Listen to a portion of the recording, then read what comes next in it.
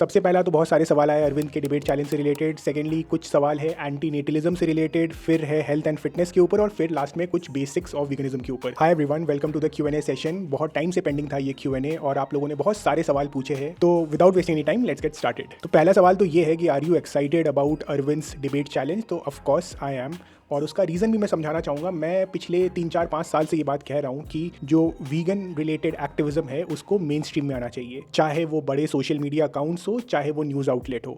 And Arvind का जो ये डिबेट चैलेंज है वो यही चीज़ कर रहा है कि वीगनिज्म को मेन स्ट्रीम में ला रहा है। जैसे कि डॉक्टर पाल वगैरह हो गए, इनका बहुत बड़ा अकाउंट है, और इन लोगों के साथ में अगर hard core animal rights activism related बात होती है तो वो एक बहुत बड़े ऑडियंस तक जाएगा जो इस टॉपिक के ऊपर बात नहीं कर रहे थे, नहीं सोच रहे थे। नेक्स्ट फिर किसी ने पूछा है कि बायोशाला ने आपका डिबेट ऑफर रिजेक्ट कर दिया, लेकिन अरविंद के साथ डिबेट कर रहे हैं, तो आपको कैसा लग रहा है? तो देखो यार, ये सोशल मीडिया का गेम है and it makes sense from बायोशाला's पॉइंट ऑफ व्यू कि वो एक बड़े अकाउंट के साथ डिबेट या डिस्कशन कर रहे हैं, वो इस टॉपिक के ऊपर डिस्कशन कर रहे हैं, तो वो अपनी रेपुटेशन स्टेक पे लगा रहे थे। तो this is very common in social media. Bioshala का अकाउंट बड़ा है, अरविंद का अकाउंट भी बड़ा है, तो इट इज अंडरस्टैंडेबल। सेकंड बात ये है कि अरविंद पैसे भी दे रहे हैं, तो उससे भी रिवॉर्ड बढ़ जाता है, तो आई थिंक ये भी उनके डिसीजन को इन्फ्लुएंस किया होगा। अरविंद पैसे दे ही इसलिए रहे ताकि ये लोग जो है रेडी हो जाए डिस्कशन करने के लिए। एंड लास्टली एक बात समझो कि मैंने उनको कॉल आउट किया, एक्सपोज किया और डिबेट चैलेंज दिया, लेकिन वो मेरे साथ या फॉर दैट मैटर किसी के साथ भी डिबेट करे या ना करे, ये उनका चॉइस है। Neither me nor anyone is entitled to a debate. तो उन्होंने अगर मेरा डिबेट ऑफर रिजेक्ट किया तो ये उनका पर्सनल चॉइस है। ठीक उसी तरह जैसे कि ये मेरा पर्सनल चॉइस है कि मैं ऑफ कोर्स अरविंद का जो डिबेट है वो देखूंगा, और बायोशाला हो गए, अर्पित एक्सप्लेन्स हो गए, इनका वीडियो में देखूंगा, स्क्रूटिनाइज करूंगा, एनालाइज करूंगा और उसके ऊपर एक कठोर, एक खतरनाक रिएक्शन वीडियो बनाऊंगा। ये मेरा चॉइस है, क्योंकि मेरे साथ डिबेट नहीं हो रहा है, अरविंद के साथ डिबेट हो रहा है। वहां पे जो खुलासा होगा वो तो होगा ही होगा, लेकिन मेरे पास तो बहुत टाइम है ना। मैं तो आराम से वीडियो को देखूंगा, एक एक लाइन को एनालाइज करूंगा, बढ़िया सा स्क्रिप्ट लिखूंगा और फिर उसके ऊपर रिएक्शन वीडियो बनाऊंगा। मेरे से डिबेट करने से तो वो बच सकते हैं, लेकिन जो रिएक्शन वीडियो ब्रेकडाउन होगा वो तो आएगा ही आएगा। फिर कुछ लोगों का क्वेश्चन है कि ये जो अरविंद पैसे दे रहे हैं, could this be better utilised, और इन सब डायरेक्शन में क्वेश्चन है कि क्या इनको सैंक्चुरी वगैरह में डोनेट करना चाहिए या कुछ और कर सकते। तो इस पर एक बार डिस्कशन कर लेते हैं। सबसे पहले सैंक्चुरी वाली बात कर लेते हैं। बहुत लोग बोलते हैं कि यार सैंक्चुरी में दे दो, वहां पे एनिमल्स की हेल्प हो जाएगी, विच इज ट्रू ऑल्सो कि अगर आप सैंक्चुरी में पैसे दोगे तो वहां पे जो बच्चे हैं उनकी लाइफ बेटर हो जाएगी। लेकिन आप ये समझो कि सैंक्चुरी में जो पैसे जा रहे हैं, मेरा ऐसा मानना है कि एक्टिविज्म या मूवमेंट को सपोर्ट करने का पैसा नहीं है, वो उन एनिमल्स की हेल्प के लिए है। मैंने कुछ टाइम पहले इंस्टाग्राम में भी पोस्ट डाला था इसी बात पे कि हम एनिमल्स को जो सेव करते हैं सैंक्चुरी वगैरह में, which is definitely helping individual animals, लेकिन द रेट ऑफ एक्सप्लॉयटेशन जो हो रहा है वो मैच कर पाना रियलिस्टिकली पॉसिबल ही नहीं है सैंक्चुरीज में डोनेट करने से। मतलब कितना ही आप स्पेस बना लोगे, कितना ही आप पैसे डिप्लॉय कर लोगे, लोगों की टाइम और एनर्जी डिप्लॉय कर लोगे उन एनिमल्स को बचाने के लिए या उनकी लाइफ को संभालने के लिए। तो मैं ये नहीं कह रहा कि सैंक्चुरी में पैसे नहीं जाने चाहिए, मैं खुद भी डोनेट करता हूँ और भी हेल्प करता हूँ अपने अपने तरीके से, लेकिन उस पैसे को मैं चैरिटी मानता हूँ। एक्टिविज्म में पैसे लगाने वो अलग लगाओ, सैंक्चुरी में लगाने हैं पैसे, then think of it as charity. वो आप अपने लाइफ में कुछ और काट के पैसे देना चाहो तो दे सकते हो, that is up to you. तो ये दोनों कंपैरिजन आपस में मेरे हिसाब से सही नहीं है। अब बात कर लेते हैं एक्टिविज्म की कि क्या इतने पैसे लोगों को दे रहे हैं ये सही है कि गलत है। तो अगेन देखो, ये करके सबसे पहले हो क्या रहा है कि वीगनिज्म को मेन स्ट्रीम में लाया जा रहा है। Of course people can argue कि इतने पैसे ही दे के अगर अरविंद के कुछ टॉप वीडियोस को प्रमोट किए जाए ढंग से तो व्यूज़ बहुत ज़्यादा आ सकते हैं और हम काफ़ी नई ऑडियंस तक पहुंच सकते हैं, विच कैन बी ट्रू। इसलिए बोल रहा हूँ क्योंकि वो डिपेंड करता है। मतलब जनरली जो लोग प्रमोट करते हैं इंस्टाग्राम पे आता है बूस्ट दिस पोस्ट, उससे उतना फ़ायदा नहीं होता है। Now that I am working for vegan FTA, जो लोग एकदम मास्टर्स है इस कला में कि कैसे फेसबुक मार्केटिंग के थ्रू ज़्यादा लोगों तक इम्पैक्ट के साथ पहुँचा जाए, तो उनका जो क्राइटेरिया है बहुत ही लेयर्ड, बहुत ही इन डेप्थ क्राइटेरिया है एडवर्टाइजमेंट का। ऐसा मतलब डायरेक्टली नहीं करते जैसा नॉर्मल लोग कर देते हैं। तो अगर हाँ तरीके से किया जाए तो there is a good chance essentially to reach out to a larger audience. ऐसा हो सकता है। मैंने खुद वो एनालिसिस नहीं किया, बट ठीक है, I can agree, I can take that view कि ऐसा हो सकता है। बट एक वैल्यू होती है क्वालिटी की भी, कि ये वाले जो डिस्कशंस डिबेट है ये नॉन वीगन्स के साथ जो काफ़ी पॉपुलर है अपने अपने डोमेन में, अपने अपने नीश में, उनके साथ में जो ये डिस्कशन करके इसका जो रिपोजिटरी क्रिएट हो रहा है उसका भी अपने आप में एक वैल्यू है कि नहीं है। एक और बात मैं बोलना चाहूँगा, लास्ट ईयर एक एनिमल राइट्स से रिलेटेड कॉन्फ्रेंस मैंने अटेंड किया था, वहाँ पे लोगों से बात कर रहा था कि 99% ऑफ ऑल द डोनेशंस जो इस दुनिया में होता है वो जाता है ह्यूमन रिलेटेड कॉजेज़ में, 1% जाता है एनिमल रिलेटेड कॉजेज़ में, और उसमें भी जो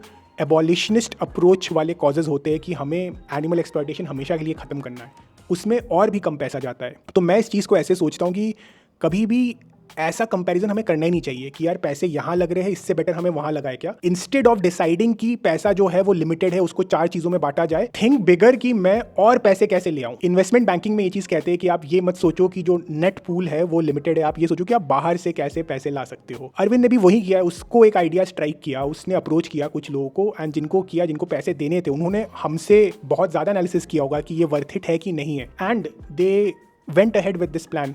एंड ऐसा नहीं कि कोई भी करेगा तो उसको मिल जाएगा। अरविंद ने किया है, ये भी सोचो कि यार he has worked on this for last 10-12 years consistently, irrespective वो इसके ऊपर काम करते ही गया है, तो उसका जो करियर कैपिटल है that is also very high. तो इसलिए उन्हें लोग सपोर्ट कर रहे हैं, and personally I am very optimistic कि इससे जो ओवरऑल रिजल्ट आएगा that will be positive, and I totally support him. तो अगले सेगमेंट की तरफ बढ़ते हैं। लोगों ने एंटीनेटलिज्म के ऊपर पूछा है, are you an antinatalist. I think इसका जवाब मैंने इस चैनल पे ऑलरेडी दे रखा है। तो ये वाला सवाल लेते हैं, इसमें क्या कहते हैं, काफी कुछ कवर हो जाएगा कि are you still child free और you are considering philosophical antinatalism. पहले तो डिफरेंस समझ लेते हैं चाइल्ड फ्री और एंटीनेटलिस्ट के बीच में। चाइल्ड फ्री वो है जो पर्सनली बच्चे नहीं कर रहा है, एंटीनेटलिस्ट वो है जो ये मानता है कि इंसान को बच्चे नहीं करने चाहिए। तो पहले तो मैं अपना पोजीशन थोड़ा क्लियर करना चाहूंगा कि मैं सिर्फ चाइल्ड फ्री नहीं हूँ। ये डिसीजन सिर्फ मेरे लिए नहीं है, सिर्फ पर्सनल नहीं है, मेरा डिसीजन पॉलिटिकल भी है, क्योंकि मैं ये मानता हूँ कि हमारे समाज में ज्यादातर लोगों को बच्चे नहीं करने चाहिए। इनफैक्ट मेरे व्यूज इस पे इतने स्ट्रांग है कि मैं मानता हूँ कि राइट टू प्रोक्रिएट नहीं होना चाहिए, सर्टिफिकेट टू प्रोक्रिएट होना चाहिए, कि इंसान का टेस्ट हो या जांच हो और उसमें उनका मेंटल हेल्थ,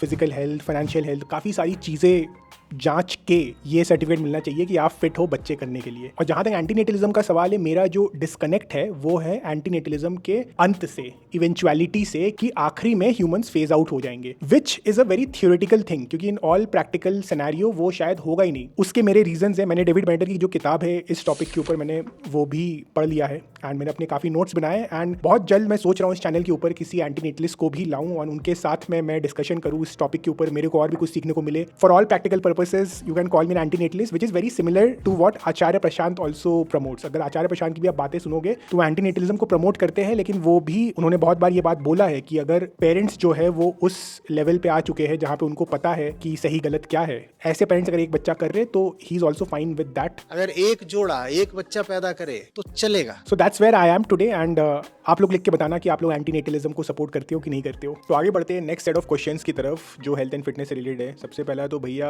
आपकी बॉडी इतनी जल्दी कैसे बन गई? तो भाई बॉडी इतनी जल्दी नहीं बनी है, मैं जब से 18 साल का हूँ तब से मैं हेल्थ एंड फिटनेस को लेके सीरियस हूँ, एंड हेल्थ एंड फिटनेस को लेके सीरियस हूँ फॉर 2 रीजंस। वन, इसका अवेयरनेस है मुझे, so that's one thing, and secondly कि मेरे जेनेटिक्स है वो उतने अच्छे नहीं है, मेरे पेरेंट्स को बहुत सारी बीमारियां हैं, वो ओबीस भी है, तो मुझे पता था कि मेरे लिए ये और मायने रखता है, तो इसके लिए मैं वर्कआउट और अपने न्यूट्रिशन को लेके हमेशा से सीरियस हूँ। दैट बीइंग सेड, ऐसा नहीं है कि हमेशा वर्कआउट कर रहे, कभी कभी ऐसा लाइफ में होता है, प्रैक्टिकल चीज़ें होती है नहीं कर पाते। तो कोविड के वक्त जब लॉकडाउन वगैरह में थे तो उस वक्त पे मेरा काफ़ी वेट लॉस हुआ था, मसल लॉस भी हुआ था, मैं कम खाना खा रहा था, कैलोरी इंटेक कम था, वर्कआउट भी नहीं कर रहा था, तो उस वक्त पे मैं पतला हुआ था। जब लॉकडाउन वगैरह सब नॉर्मल हुआ उसके बाद मैंने वर्कआउट करना चालू किया, एंड देन ठीक ठाक फिजिक बिल्ड किया था। लेकिन उसके बाद 2023 में मैं उतना वर्कआउट नहीं कर पाया, लाइफ बहुत ही हेक्टिक था, एक्टिविज्म था, कंटेंट था, कॉर्पोरेट जॉब था, लीडरशिप पोजीशन में। 2024 में मैंने वर्कआउट किया, लेकिन लाइट रखा, मैंने इस चीज़ पे ज़्यादा फोकस किया कि मैं अपना कंसिस्टेंसी कैसे बनाऊँ। कंसिस्टेंसी से जो रिजल्ट आया वो मुझे पता था कि हेल्प करेगा, एंड 2025 से तो मैं बहुत ही सीरियसली कर रहा हूँ। मेरा जो न्यूट्रिशन है वो ऑलमोस्ट ऑन पॉइंट है, मेरा वर्कआउट जो रूटीन है वो मेरे बॉडी के हिसाब से काफ़ी पढ़ के, काफ़ी समझ के मैंने उसको क्रिएट किया है, एंड उस पर काम कर रहा हूँ। तो ये सारी चीज़ें हैं जिसकी वजह से ये रिजल्ट दिख रहा है, एंड अभी तो यहाँ से जो ग्राफ है वो ऊपर ही जाने वाला है। नेक्स्ट क्वेश्चन है, नॉनवेज में न्यूट्रिशन ज़्यादा होता है? ऐसे बहुत लोगों ने पूछा है कि नॉनवेज फूड ग्रुप्स में न्यूट्रिशन वगैरह ज़्यादा होता है। प्लीज़ समझो यार, ऐसे ब्लैंकेट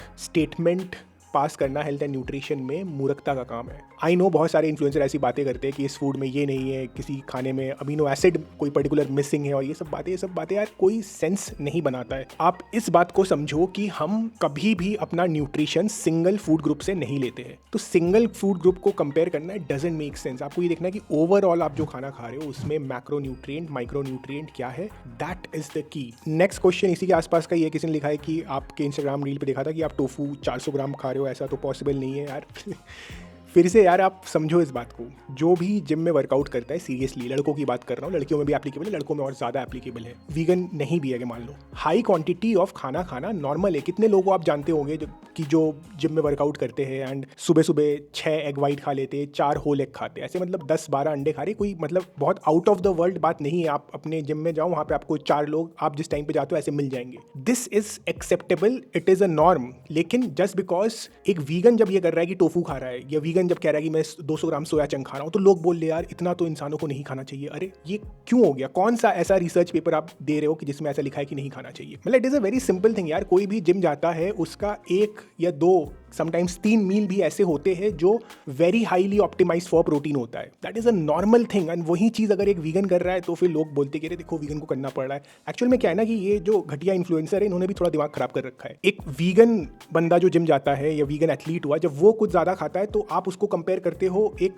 एवरेज इंसान से जो जिम वगैरह नहीं जाता है, जो एथलीट नहीं है, तो आप कंपैरिजन ही गलत करके दिखाते हो, लोगों का ब्रेन वॉश करते हो। मतलब ये मक्कारी वाली बात है ना। अभी जो माइंडलेस मसल भैया का एग्जांपल ले लो, उन्होंने एक वीडियो में कहा था कि वीगन्स को क्रिएटिन मोनोहाइड्रेट नहीं मिलता है। जितने लोग मतलब डजंट मैटर, आपको अगर थोड़ा भी अगर जिम का आइडिया है, you would know right, creatine लेने के लिए what is the best way. चाहे आप दुनिया के जिस डाइट पे हो, चाहे आप दुनिया के कोई से एथलीट हो, क्रिएटिन लेने का बेस्ट मेथड क्या है? Most elite trainers will say this only कि क्रिएटिन मोनोहाइड्रेट सप्लीमेंट वो बॉडी के लिए एफिशिएंट एंड इफेक्टिव है। प्लीज थोड़ा सा साइंटिफिक टेम्परमेंट बढ़ाओ, सबसे पहले तो ये। और मेन बात ये समझो कि मान लो आपको मैंने कन्विंस कर भी दिया कि नहीं, प्लांट बेस्ड डाइट पे आप सब कुछ कर लोगे, अपनी बॉडी बना लोगे, लेकिन कल को कोई नया रिसर्च आ गया, आपको पता चल गया कि इस जानवर को मार के और अच्छा प्रोटीन मिलता है या जो भी है, तो इसके लिए ये प्रोटीन कैसे मिलेगा, ये कैसे मिलेगा, ये सब बाद में सोचो। मैं ये नहीं कह रहा कि उसको इग्नोर करो। ठीक है, तुम्हें फिजिक बनानी है, तुम्हें हेल्थ अच्छा रखना है, 100% करो, लेकिन ये सब सेकेंडरी है। पहले वीगन क्यों बनना है उसके ऊपर फोकस दो।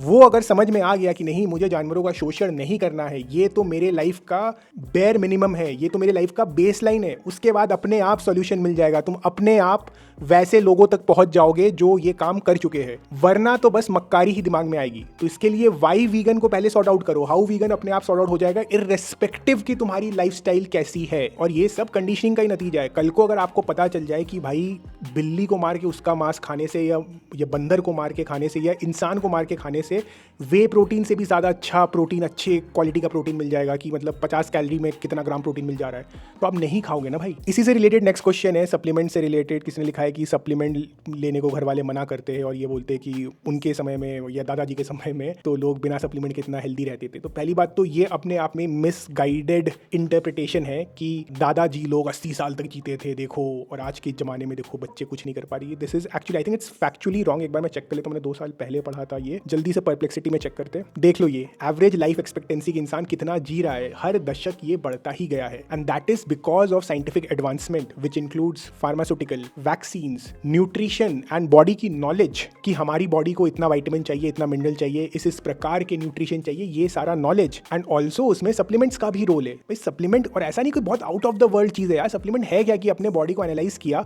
ये न्यूट्रिशन चाहिए, and because of our lifestyle, the way we live today, हमें ये न्यूट्रिशन नहीं मिल पा रहा है, इसके लिए हम सप्लीमेंट ले रहे हैं, and that is perfectly fine. India में एक टाइम पे आयोडीन डेफिशिएंसी एक बहुत बड़ा हेल्थ क्राइसिस था, जिसके लिए जो सॉल्ट है उसको फोर्टिफाई किया गया था आयोडीन से। भाई supplement industry multi billion dollar industry है। कमर्शियल सप्लीमेंट्स की तो बात भी छोड़ दो, वे प्रोटीन वगैरह हो गया, ये सब तो अलग ही छोड़ दो। बाकी उसके अलावा भी सप्लीमेंट की वैल्यू है कि नहीं है। विटामिन सी पढ़ा होगा बचपन में, विटामिन सी की डेफिशिएंसी से ये हो जाता है, तो लोग बोलते हैं कि सिट्रस फ्रूट खाओ, लेकिन जब डेफिशिएंसी बहुत हो जाता है तो डॉक्टर भी देता है ना विटामिन सी के टैबलेट्स लेने के लिए। आई जस्ट डोंट अंडरस्टैंड कि लोग सप्लीमेंट को लेके इतना ज्यादा परेशान क्यों रहते हैं। और ऐसा भी नहीं कि कोई बहुत सारे सप्लीमेंट खाने यार। B12 एक हो गया जो इन जनरल इंडिया में एक पैंडेमिक है, वीगन हो चाहे ना हो, तो बस एक वीगन अगर B12 ले रहा है तो उसमें आफत चली आ रही है। बाकी ओमेगा में अगर आपको लगता है कि नहीं, फ्लैक्स सीड से आपको नहीं मिल पा रहा है आपको, और आपको चाहिए तो एल्गी सीड ले लो। Once again that is again applicable for anyone in this country. Fish कितने ही लोग खा रहे, ठीक है, तो एंड कितना खा रहे एंड उससे कितना मिल पा रहा है, तो ये सारी चीज़ें यार, ये मतलब this just doesn't make sense कि मैं सप्लीमेंट के अगेंस्ट में हूँ। एंड वंस अगेन यार, सप्लीमेंट के अगेंस्ट में हो तो आपका जो लड़ाई है वो वीगन से कम होनी चाहिए। जाके आप सप्लीमेंट इंडस्ट्री के सामने खड़े हो जाओ कि नहीं देखो ये क्या बना के रखा है। इट इज़ देयर, ठीक है, कुछ चीज़ें गिमिकी है, बट जहाँ पे वैल्यू है सप्लीमेंट का वहाँ पे ले लेना चाहिए। And between taking a B12 tablet and killing an innocent animal, B12 भी लेना चाहिए भाई। आप थोड़ा तो इवॉल्व हो अपने सोच में। आगे बढ़ते हैं नेक्स्ट सेट ऑफ क्वेश्चंस की तरफ में, जो कि कुछ बेसिक्स ऑफ वीगनिज्म से रिलेटेड है। सबसे पहला क्वेश्चन कि हमेशा डाइट की बात ही क्यों करी जाती है, बाकी चीज़ों की बात क्यों नहीं करी जाती वीगन के अंडर में? ऐसा बिल्कुल नहीं है। वीगनिज्म डाइट से डायरेक्टली रिलेटेड है भी नहीं, वीगनिज्म डाइट तक रिस्ट्रिक्टेड नहीं है। Veganism is an ethical stance जहाँ पे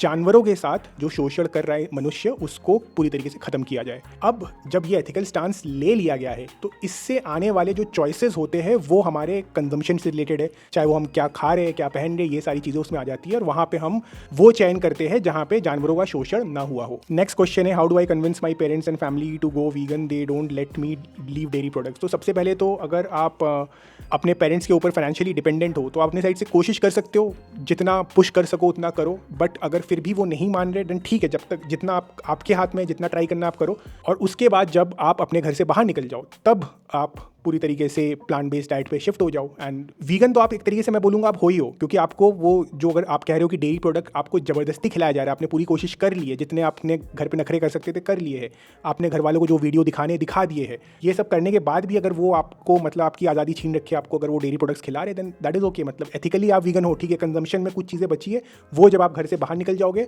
तब देख लेना। नेक्स्ट क्वेश्चन है, is it okay to surrender yourself occasionally for the taste of milk products if you are vegan? अगर आप ये सवाल पूछ रहे हो तो आप वीगन ही नहीं हो। इस बात को फिर से एक बार मैं गहराई में समझा रहा हूँ।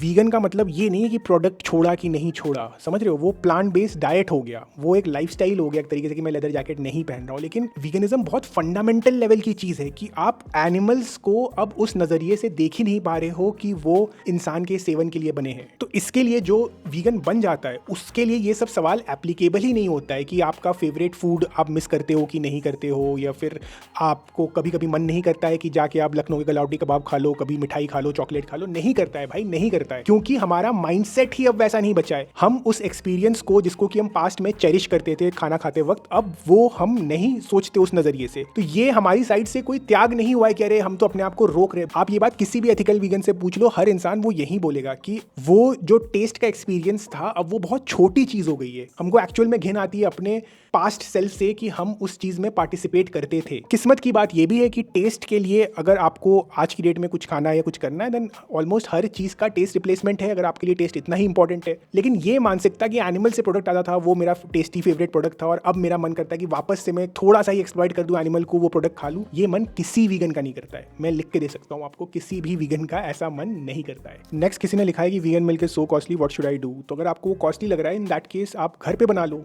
आपको यूट्यूब पे बथेरे वीडियोस मिल जाएंगे जहाँ पे आपको different types of plant based milk कैसे घर पे बनाते हैं, देन वो चीपर भी हो जाता है एंड टाइम भी बहुत ज़्यादा नहीं लगता है। उससे भी एक स्टेप पीछे ले जाऊंगा मैं बात को और पूछूंगा आपसे कि आप मिल्क क्यों पीना चाह रहे हो, what is the reason that you want to drink milk. अगर आप न्यूट्रिशन के लिए पी रहे हो then it doesn't make sense, because milk से जो न्यूट्रिशन आता है मोटा मोटी थोड़ा बहुत प्रोटीन और थोड़ा बहुत कैल्शियम, वो आप बाकी प्लांट बेस्ड सोर्सेज से आराम से पूरा कर सकते हो। एंड अगर टेस्ट के लिए करना है तो आइदर आप खरीद लो, अगर आप उसको अफोर्ड नहीं कर पा रहे हो देन घर पे बना लो, थोड़ा सा टाइम लगेगा। तो बस इतना सही है। फिर किसी ने पूछा है कि what to say to those who do not register factual information and just move on like nothing was said. तो again ignore these people, once again focus on what your job is.